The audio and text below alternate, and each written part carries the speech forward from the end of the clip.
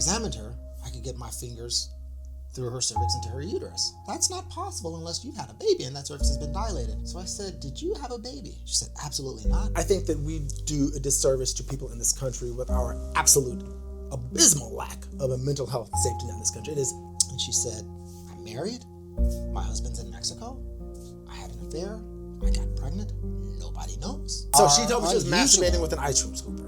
And it's funny, it's so bad as an OBGYN. I almost don't want to ask people because whether they're anxious or depressed. Because when they say yes, I'm like, shit. Where do I send them? What do I do? Where do I send them? What do I do? Lock all the doors, lock all the windows doors, so the kids can get out. her life and the life of her children. And when I heard that story, I felt like, okay, I felt guilty. I felt like I missed something. Saturdays are just the best day to chill, relax, and chat. It is Saturday sit down. We are sitting, so let's start chatting. All right, so you know what? We had talked before about life and death and the meaning of life and what it means to die and should you be fearful of it, and I thought it was a great chat. But it brought to mind the fact that in medicine, and as much as you will hear doctors and nurses and physician assistants and nurse practitioners and respiratory therapists, and you name it, as much as you'll hear anybody in medicine complaining a lot, and we have a lot to complain about, for sure, the medical system's broken in a lot of respects. But as much as you'll hear people complain about a lot of things, the reality is, and I remind myself of this a lot, and I remind other healthcare providers of this a lot as well, we are so privileged because we are on the front lines of life and death. I was going to say, we're like flies on the walls of multiple lives at the same time. Truly. Because we hear and see things that most people don't hear and see and can never even imagine. And so it gives us this this amazing perspective on life and this ability to... Yeah, it's just like we're living not living everybody's life, but like we're living our own life, but then we're living little pieces of other people's lives as well. And so, and you learn the lessons from that too, you know? You take a little from it. And I think that can either make you or break you. It can turn you into this just amazing human being. Or this pessimistic monster. Exactly. And I'm hoping we're more of the former than the latter. Depends on the nerve. Catch me on Sundays. I'm a pessimistic monster. But I know. Well, thank God it's Saturday. But so, I was thinking recently about... there's this case that people are talking about right now. The little girl's name is Melody Buzzard, and the mom is, what's her name? Ashley Buzzard. And she killed her child. At least it's alleged that she murdered her child. And, we are, as a society, doing what we oftentimes do as a society. We are... We're piling on. We're castigating. Shame on you. You're a bad person. And I feel like we like to view things like this because no matter how bad we are and no matter how many mistakes we've made, makes us feel better. We can look I at never you killed my daughter. I never killed my kid, and so it's kind of like watching My 600-Pound Life. All of us probably could stand to lose a few pounds, but when you see somebody who's morbidly obese, you say like, I'm fat, but I'm not that fat, and you just you feel a little less bad about yourself, and you feel a little less need to work on yourself. True. If you compare yourself to the worst, keeping it 100, as the kids say. Keeping it a buck. Keeping it a buck. If you compare yourself to the least of you, you'll never feel bad about not being the most of you, So 100% you're right about that too. But this case really got me to thinking because as OBGYNs, we deal with all moms.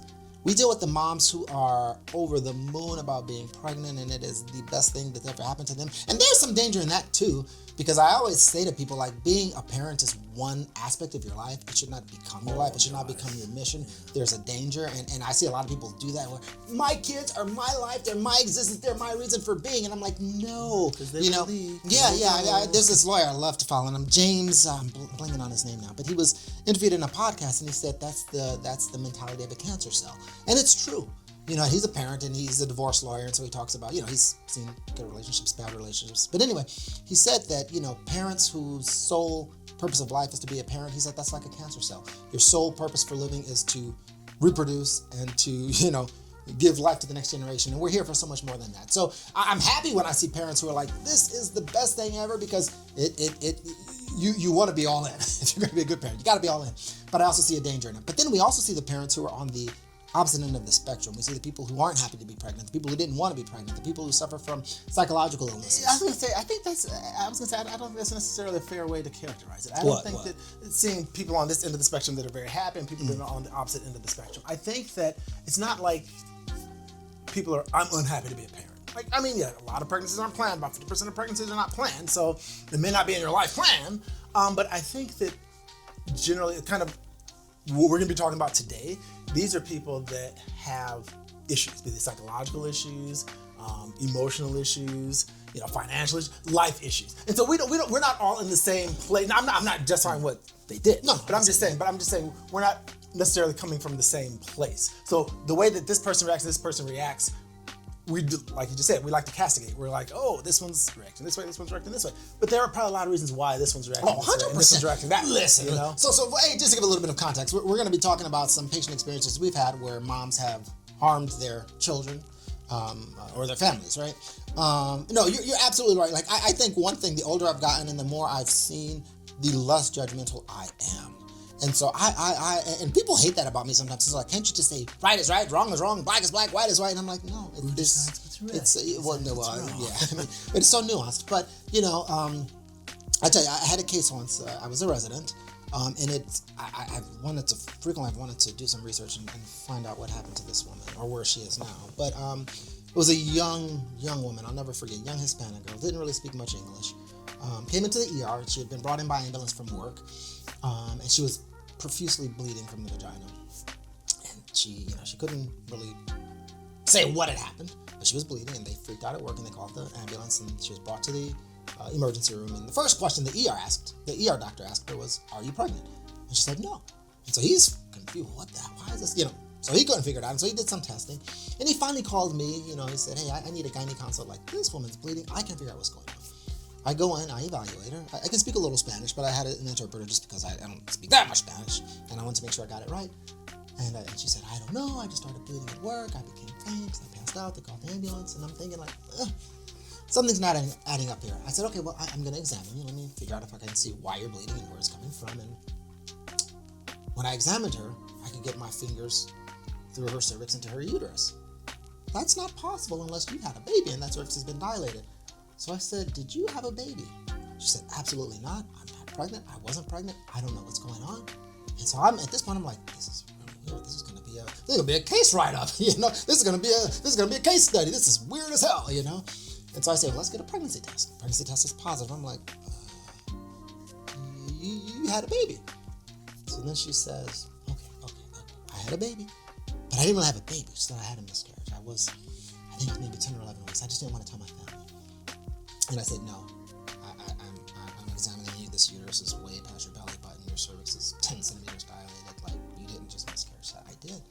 I said, "You got to tell me what happened and tell me where this baby is." She said, "I miscarried, fell in the toilet, I flushed." I said, "No." I said, "Okay, well, either way, we have to take you to the operating room. We've got to get whatever tissues left so we can stop your bleeding." We take her to the operating room. I pull out a full-term placenta. I said, "Okay, you definitely had a baby." So when she wakes up, talk to her in recovery. I say, "Hey, I haven't talked to your family. I haven't told anybody what's going on, but I just pulled out a full-term placenta. You've had a full-term baby. Where is this baby?" She broke down, and I felt bad for her. And this is why I say, like, you can always judge people, but she broke down, and she said, "I'm married. My husband's in Mexico. I had an affair.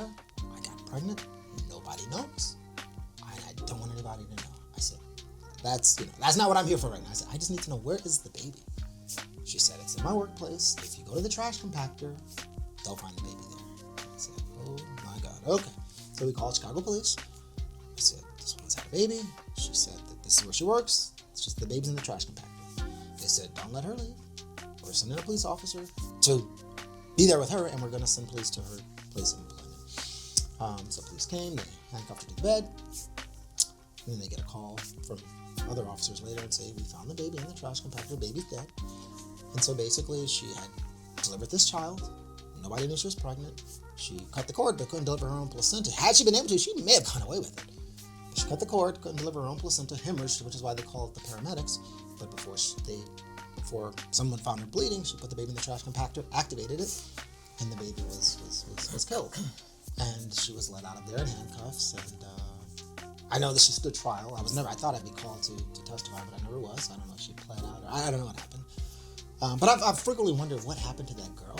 And while I felt horrific for that baby, because that baby was innocent, and obviously the baby did not choose that in any way, shape, or form, I felt bad for that woman as well. Because, there's an old saying, "There but for the grace of God go I." And as much as we want to blame and castigate and shame other people, oftentimes we don't know what we would do until we find ourselves in similar situations. And yeah, I mean, things frequently get out of hand. Yeah. And obviously, I'm not saying murdering your child is, things getting out of hand. I mean, that's well, I mean, that is things getting out of hand. It's more than things just getting out of hand. But I think what ends up happening in life is rarely do you go from A to Z.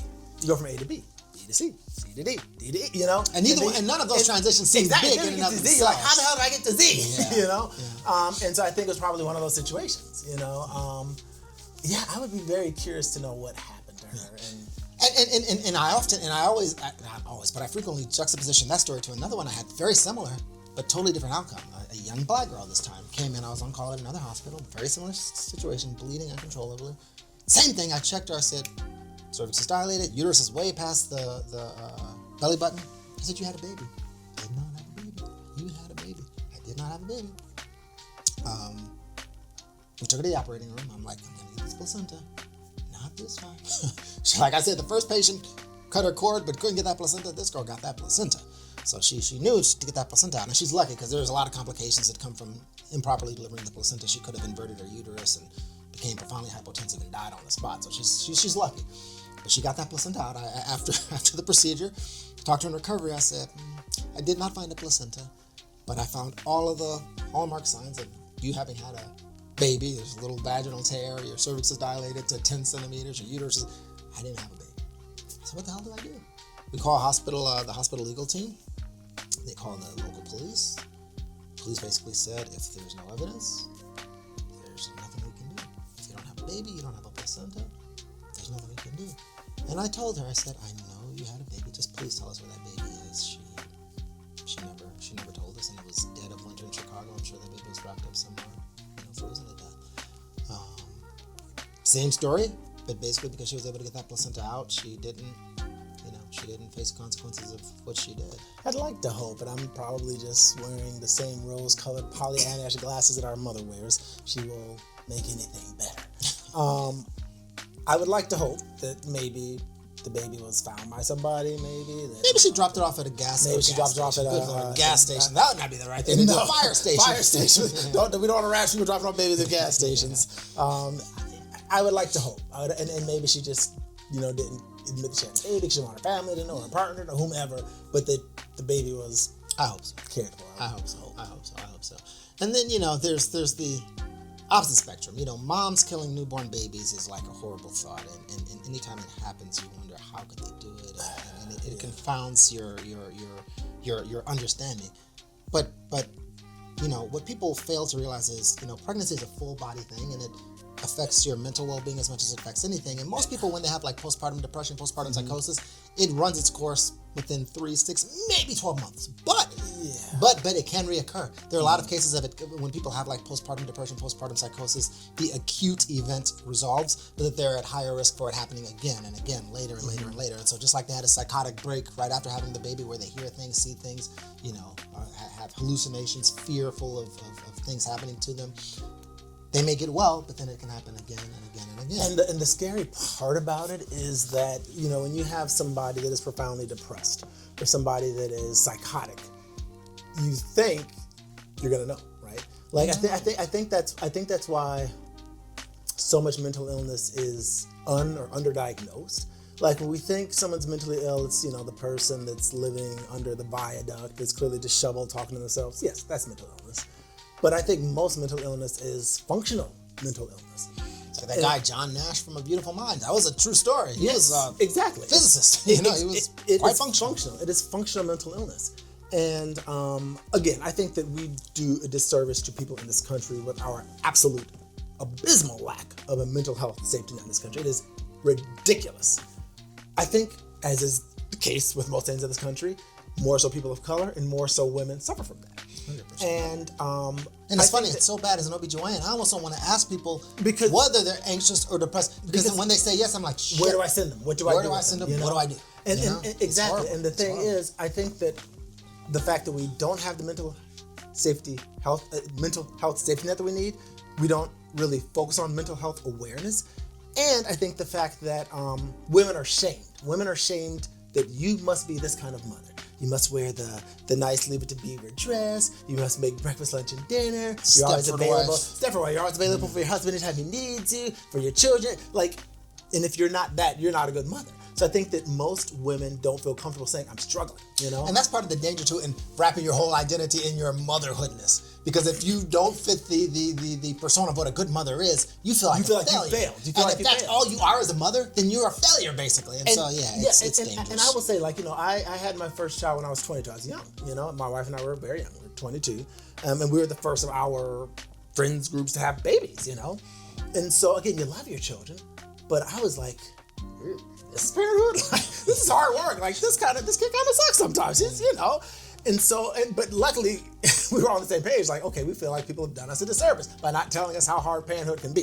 And I think that's even more so. I think that's even more so for mothers. And so, because we don't have the mental health station that we need in this country, because we don't necessarily want to talk about mental health as much as a society or as medical providers, and because mothers are shamed for being anything less than the perfect mom, I think a lot of pregnancy-related and postpartum mental health conditions go undiagnosed and unspoken. 100%. And so I'm assuming this is what you're getting to. I was going to say, because I think that in general, like you said, mental illness isn't always so. It's funny. I have a friend. Yeah, it's functional, and even people who are mentally ill know that people are going to perceive them being mentally ill. So even if they believe their delusions and their hallucinations, they know how to present to someone who's not mentally ill. They know not to share what they believe. And I had a patient. This was probably 15 years ago now. She was a mom of 3 or 4. I don't remember. She had quite a few children, and she had a baby. We delivered the baby. Yeah, we delivered the baby. And part of what you do during pregnancy as well as after delivery is you kind of check in with them physically, but check in with them mentally. How are you feeling? How are you sleeping? Are you having any anxiety, any depression? Are you hearing any voices? Just how are you doing? And we do something called an EPDS, an Edinburgh Postpartum Depression Scale, but you do it when they're pregnant as well, where basically you're kind of inquiring about their mental health. It's a questionnaire, basically. It's a questionnaire. And based on their answers, you come up with a score that tells you if they're depressed or not, basically. And so we saw this patient. You see them usually 1 to 2 weeks after delivery, 6 weeks after delivery. And we saw her for both visits, and physically she was doing well. Emotionally, she said she wasn't feeling sad, wasn't feeling depressed. What were her Edinburgh scores? Do you remember? Not the scores, but were they normal? They were okay. Yeah, they're fine because I think a lot of French people know how to kind of they what they're going for with these questions. You know how to fudge it, But the only thing that kind of piqued my interest a bit, and I don't want to be too terribly graphic. Honestly, we're adults. I think it's a part of the story. She told me that. I don't feel comfortable saying it, but I'm just going to say it. No, absolutely say it. No, it's strange, but again, I'm not trying to be funny, but we're talking about mental illness. Okay. People who are mentally ill, especially if they're forwardly psychotic, are going to say things that so she told me she was masturbating with an ice cream scooper. Yeah. And but I was going to say it wasn't just the ice cream scooper. What? Well, it was this particular ice cream scooper, and there was a reason for that, though, right? I don't remember that. Like self-warming or something like that. Maybe I don't remember that. Yeah, possibly. Yeah, I remember you told me she was masturbating with an ice cream scooper, but because honestly, I didn't know that they made self-warming ice cream scoopers until you told me the story. That's how you melt the ice cream. I didn't know that. Anyway, because I just go my ice cream like a dog. I'm not waiting for anything to warm up. But yeah, she was masturbating with a self-warming ice cream scooper because remember we thought that there may have been a chemical in it that played a role in her psychosis. Yes, and so I was like, but that's the only thing she said to me that was a little odd. It wasn't like, people masturbate with all kinds of things. It wasn't like, that's ridiculous. I was just kind of like, well, why are you doing that, Do you remember what she said? I honestly, I don't. But it wasn't anything that really stood out. It was just like, okay, Yeah. And that was the only thing odd. Like she denied feeling depressed, being anxious, hearing voices, seeing things. She said she was sleeping well, she was recovering well, and that was just kind of an outline. I was like, okay, Well, she basically killed her entire family. She went and burned the house down with her. I don't think her husband was there. No, remember her husband, he worked on the road. Yes, her husband was gone. Yeah. She burned the house down. Locked all the doors, locked all the doors, so the kids couldn't get out. Taking her life and the life of her children. And when I heard that story, I felt like, okay, I felt guilty. Like, I felt like I missed something. Like, I felt like I missed something, because clearly she was psychotic. She had postpartum psychosis. And so I felt very guilty. Like, what did we miss, But again, I think that it comes down to people being functionally mentally ill. Like, I've been very, forthcoming with the fact that, I've suffered from depression at different points in my life. I think I've seasonal affected disorder. Like, the winter just sends me... I don't spiral. I'm functional. But again, it's functional mental illness. Like, you're functionally mentally ill, And so I think that, like most people, she was functionally mentally ill. And so she knew what to say and what not to say. But she was clearly suffering. And so I think the takeaway lesson from that is, I think, for all of us, we need to be very open about our struggles. We do, because people are there to help. And the bigger one, like, we can be open. That's easy. I was going to say, that's the easy part. The bigger one is I don't even know if we have a mental health safety net. Like, a safety net would save you, right? If you fall. We don't have that. So, we have to be open, like you said, but that's the easy part. We have to be receptive to people when they're open, because let's be honest, both as a human being and as a doctor, when you have conversations of mental health, you're kind of like, ooh, I don't know what to say. Because honestly, like, the brain is the final frontier. For everything we know about the brain, there's so much we don't know. We throw meds at people, they get a little bit better, but you're still not fixing the problem, which is part of the reason I hated neurology and psychiatry when I was a med student and didn't want to go into them, because I wanted to be able to go into a field where I felt like I can identify this and fix this and see that you're better. People with neurological conditions, psychological conditions, oftentimes get better, but they don't have a cure, right? And so they're better enough. It's like better enough that I can say, like, I did something, right? Yeah. But and so I think both as people and as physicians, when those conversations of mental health come up, we're kind of like, what do you say? How do you respond? It's really challenging. And then, yes, you add to it the fact that we don't have a safety net. I said, as a physician all of the time, we have our patients come in, we have them fill out their Edinburgh scores. I'm always like, please. I know, because when they're clearly depressed, like, good luck trying to get somebody to take care What of do you do? Like, it's like a lot of psychiatrists, a lot of mental health professionals will not take a lot of insurances. So it's just like an insurance issue. So you got like Medicare, Medicaid. Forget about it, Certain HMOs even, they may not. Exactly. And then the ones that do, it's like, okay, we can see you in spring sometime. Because so many of the other ones don't take it that the ones who do are like overrun with patients. And then again, there just aren't a lot of facilities dedicated to inpatient mental health care either. Like, it happens all the time. I have patients that are admitted and they'll consult us because they're pregnant or postpartum or whatever, and they need them to be cleared to go somewhere. But when we clear them, like, medically they're clear, they sit there for days, if not weeks, trying to find a place that actually has a bed, So 100%. I mean, and the only thing you can do, if you know that somebody is basically a threat to themselves or others, if they're suicidal, if they're homicidal, they express suicidal ideations, homicidal ideations, you can get an involuntary admission. But even that's tricky because you got to get them to the hospital, and it's tough to tell people, like, you need to, and I'll never forget. I had a patient who expressed, I think she was suicidal. She was either going to kill herself or somebody else. But anyway, I think she expressed suicidal ideations, and I said, you need to, I can't even let you leave the office. Like, come with me. Yeah. And this is when our office is attached to the hospital. I literally walked over to the ER, said the patient's suicidal. She expressed suicidal ideations to me, consult site. She was out of that hospital like 3 or 4 hours later and bad-mouthing me on the internet because I lied on her. Now, of course I did. And the woman expressed suicidal ideations to me. But the shame of telling people I'm in the hospital because I threatened to kill myself.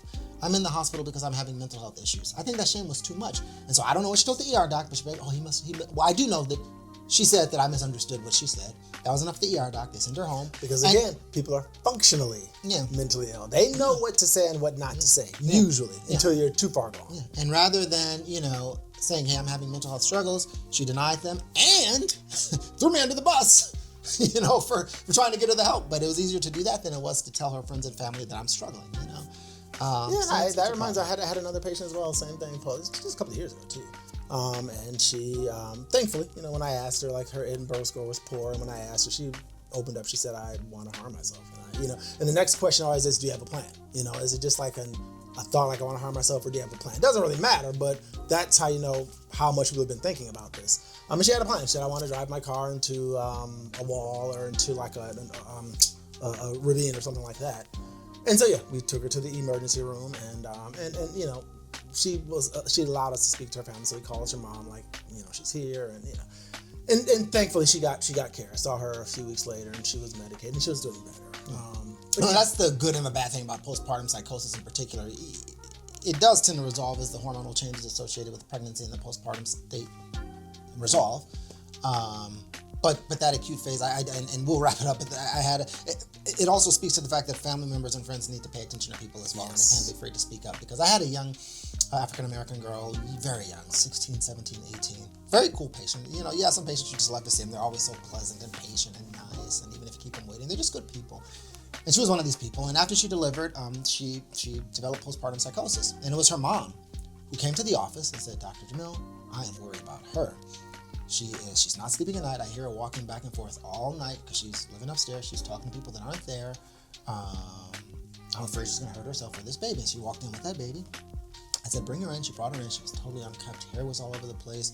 Was not the same person I knew. Her affect was different. There was no direct eye contact. You could tell she was seeing things or hearing things, but wasn't endorsing it, And thankfully, we were able to, we had supportive family. They watched that baby for her while she was hospitalized. She was admitted. She was treated. She did better.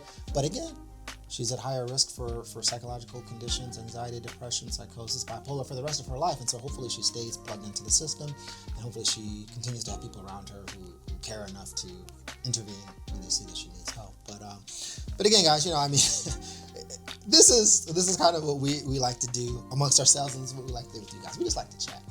And we hope that you guys will like and follow and share and all of that great stuff. But more importantly, we hope that you get guys something from it. Yes, you will connect. Something with this that we're discussing will connect and resonate with you. And we'd love to have comments and feedback from you guys as well. What would you like to talk about in the future? What do you think about what we discussed here? What experiences have you had? Share, man. This is kind of what life is all about. I tell people all the time, because again, I've got no qualms about saying I've been in therapy and all that stuff. And my therapist told me once, and I don't know if I agree. My therapist told me once, you talk too much. You need to learn to share less. And I was like, you're supposed to be saying that. A therapist can't say that. He's going to read your mind? He said what you talk too much. He was saying in terms of me, what I tell other people. And I was like, well, I don't know if I necessarily agree with that. I said, but nonetheless. He's saying you're too open? With certain people about certain situations. And I was like, okay, I don't know if I agree with that. But my point is, bringing that up is to say. That's a shitty therapist, to be quite honest. They're saying, hide your feelings, don't speak out. I think he was just. I don't know. I can't really, because I don't necessarily agree, so I can't really say. I think his intentions were good. He was overall a pretty good therapist, but maybe that wasn't the best. He was on having an off day. It wasn't the best advice. But I bring that up to simply say that we've got no filter. So whatever you guys want to know, whatever you guys want to talk about, put it out there. We will speak to it. We will engage. All right. Anyway, we'll talk to you guys soon. Adios.